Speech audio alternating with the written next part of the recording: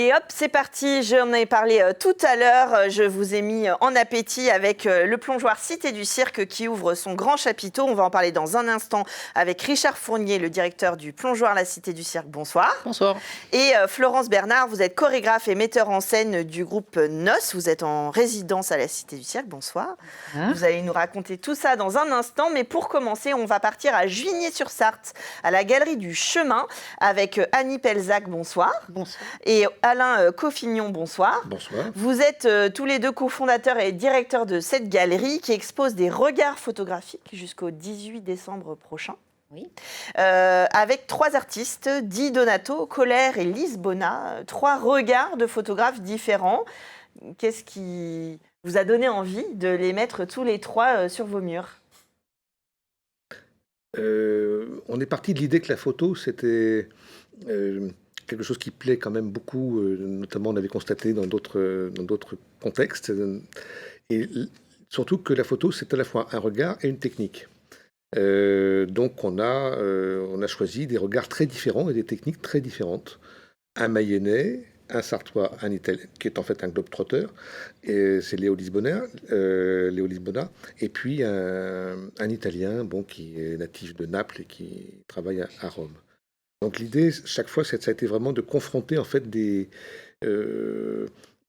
montrer comment la photographie peut être utilisée de plein de façons différentes, et avec à la fois des perspectives, des imaginaires, et aussi des techniques totalement diverses. Alors là, justement, vous avez répondu à cette question et ça définit bien le travail de galeriste. Vous avez choisi un médium artistique. Là, vous avez décidé de réunir ces regards photographiques, comme vous auriez pu choisir un peintre ou autre.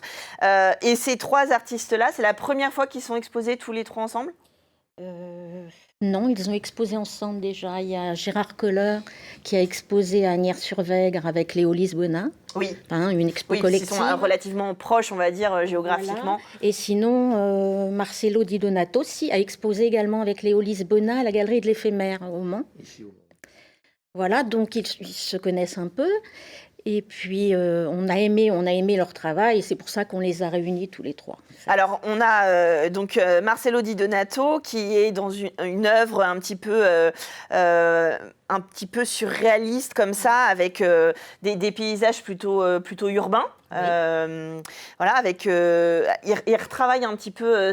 Les 3 ont des écritures techniques assez précises, en fait. Alors, Di Donato retouche ses photos, les colorise à l'aide d'albumine, en fait. Ce qui leur donne cette matière un petit peu différente. Ouais, et puis une transparence bien particulière. Alors que Gérard Kohler, vous le citiez tout à l'heure, lui est plutôt sur des paysages végétaux, des forêts, et il utilise le cyanotype, qui est un procédé d'impression photographique, chimique, et qui donne cette colorimétrie un peu particulière qui tire sur le bleu. Le bleu de Prusse, en fait. On dit cyanotype bleu de cyan, mais c'est un bleu de Prusse. Oui, c'est le bleu chimique, en fait. Voilà, c'est la technique qui donne la couleur. C'est le fer qui, au niveau de la comment on dit, de l'impression photosensible. C'est une technique argentique qui repose, comme tu dis, sur le fer, sur les matériaux ferreux, et donc qui s'applique au pinceau sur la surface, sur le papier. Ça donne un côté très artisanal, presque. C'est fait c'est bien fait à la main.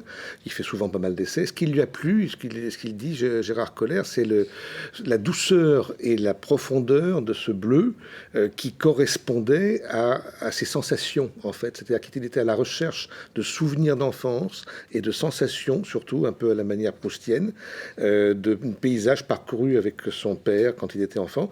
Et cette technique du cyanotype, ce bleu très particulier, ce bleu de Prusse, correspondait finalement vraiment à la qualité de sensation qu'il voulait transmettre, plus qu'une image en pur noir et blanc ou encore encore plus qu'une image en couleur qui aurait distrait un peu le propos, en fait. Oui, c'est intéressant d'ailleurs parce qu'il a eu une carrière dans un tout autre métier et il raconte justement que ses essais et qu'avant de trouver l'expression, il a été obligé de revenir, enfin, il a été obligé, je ne sais pas exactement comment ça s'est passé, mais en tout cas, il en est revenu à une technique argentique pour travailler la matière directement et non pas le numérique.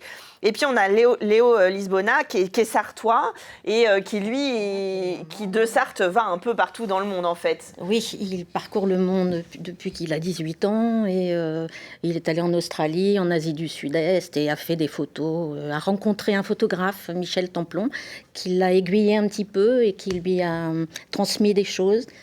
Et qui a trouvé qu'il avait un bon œil, quoi. Et ouais, voilà. C'est ça. Et depuis, il avait fait l'atelier L'œil de Léo, et là, il est parti au Canada. Il est au Canada, oui. Donc, ces 3 artistes sont à découvrir jusqu'au 18 décembre. C'est ça. À la Galerie du Chemin, à Juigné-sur-Sarthe. C'est trois salles différentes. Hein. Ils sont chacun à sa salle.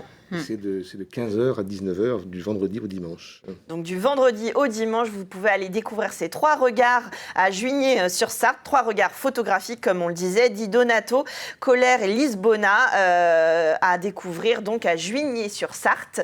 Merci d'être venu nous parler de cette belle exposition. Des photos où on va en voir parmi la riche programmation de la Cité du Cirque, le Plongeoir, jusqu'au 20 novembre prochain. Et hop, enfin, j'ai envie de dire, je m'autorise à dire cette ouverture de ce chapiteau. On l'attendait, la place était faite, on l'a vu se construire, ça y est, il ouvre. Vous avez la banane, je me permets cette familiarité, Richard Fournier. Ça fait évidemment plaisir d'ouvrir ce chapiteau en dur. C'est-à-dire qu'il ressemble à un chapiteau, mais pas tout à fait. En tout cas, il est là, et maintenant, il est là pour longtemps. Ouais, on est content après 2 ans de chantier. Donc, chapiteau construit par la ville du Mans, propriété de la ville du Mans, et donc mis à disposition du Plongeoir pour voilà, accueillir des artistes de cirque en création, en diffusion, mais également pour être un lieu de vie aussi dans le quartier. Donc, on avait imaginé ce lieu-là comme un lieu où les habitants du quartier, où le public pouvait croiser des artistes aussi de manière informelle et pouvait s'emparer aussi de ce lieu. Donc c'est un lieu aussi qui est très ouvert aux initiatives et en effet qu'on raconte, qu'on fait découvrir depuis 2 ans déjà et qu'on va pouvoir là découvrir de manière dans sa forme définitive ce jeudi. Et on est en effet très content d'enfin ouvrir les portes. Alors c'est vrai que du coup il y a plein de choses qui se passent autour, donc évidemment une riche programmation jusqu'au 20 novembre, il y a des visites du chapiteau évidemment pour qu'on puisse rentrer dedans et voir enfin ce qui s'y passe. Je fais partie de ceux qui emmènent leurs enfants à la Cité du Cirque, qui voient le chapiteau monter et qui n'attendent qu'une chose, c'est de rentrer dedans.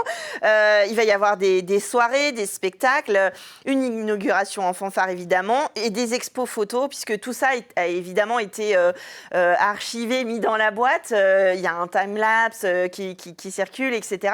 Et puis, il y a eu un film aussi qui a été fait par Bertrand Guéry.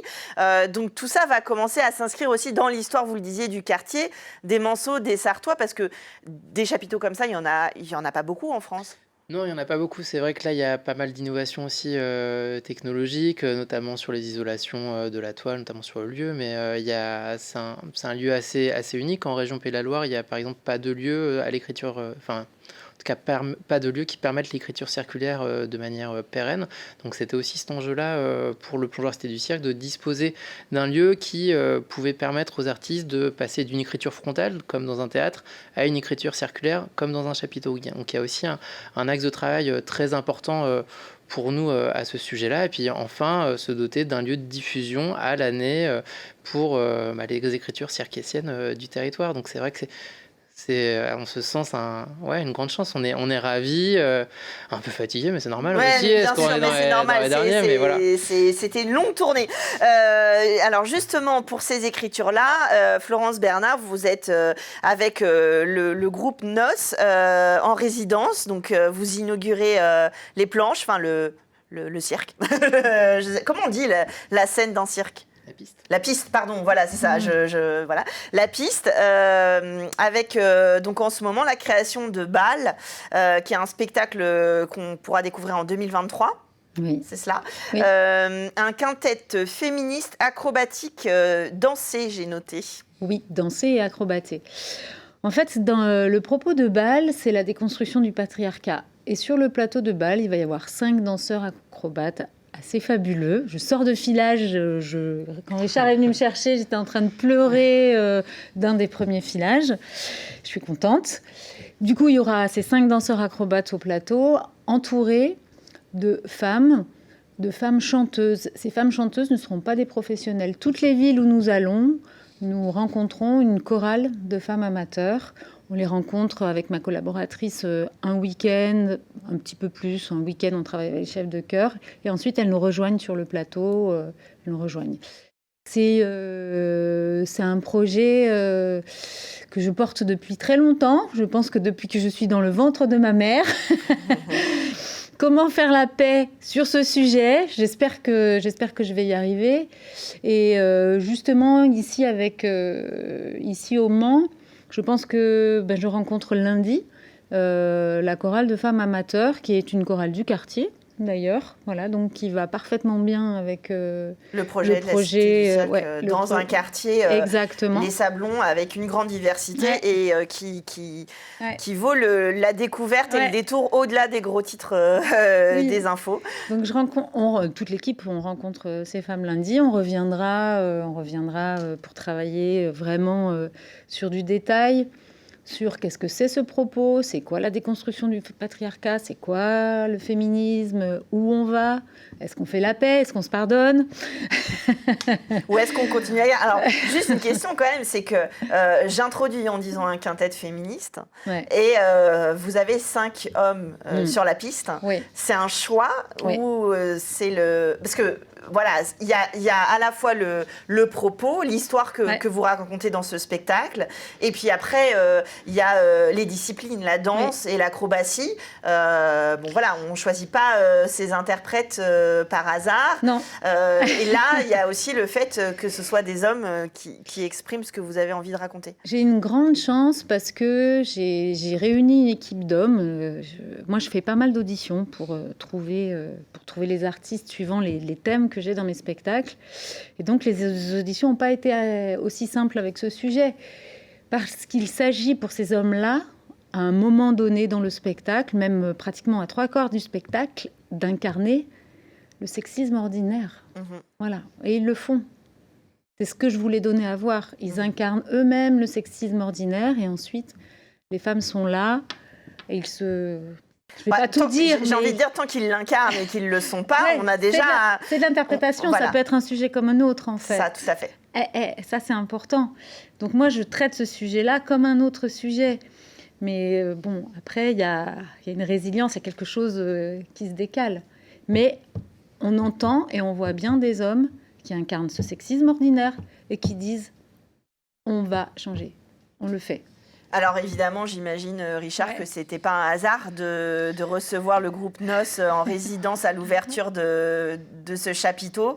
C'est aussi un message fort que vous portez dans toute la programmation d'ouverture et de sujets et de croisement de disciplines avec la Cité du Cirque. Évidemment, on est loin de l'acrobatie de l'imaginaire collectif.